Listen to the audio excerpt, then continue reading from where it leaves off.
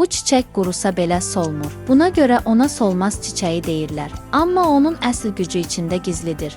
Solmaz çiçəyi qədim dövrlərdə əbədiyyət çiçəyi adlanırdı. Çünki həm gözəlliyi, həm də şəfa gücü ilə seçilirdi. Onun yağı iltihabı azaldır, dərini cavanlaşdırır və bədəni toksinlərdən təmizləyir. Bu bitkinin ən dəyərli hissəsi çiçək başlarıdır. Orada minlərlə faydalı maddə, xüsusilə antioksidantlar və təbii flavonoidlər toplanıb. Elə buna görə solmaz çiçəyi dərini bərpa edir, sızanaqları aradan qaldırır və qırışlara qarşı təsir göstərir. Solmaz çiçəyi çayı da çox məşhurdur. Qaraciyəri təmizləyir, safra axımını tənzimləyir və həzm sistemini gücləndirir. Yəni həm daxildən, həm xaricdən bədəni yeniləyir. Bir çox təbiblər deyir ki, bu bitki təbii antibiotik kimidir. Hər gün bir fincan solmaz çiçəyi çayı içmək bədəni zəhərli maddələrdən təmizləyir və enerjini artırır. Unutma, bu çiçək yalnız torpaqda yox, bədəndə də solmaz. Daha faydalı məlumatlar üçün abunə olaraq kanala keçid edə bilərsiniz.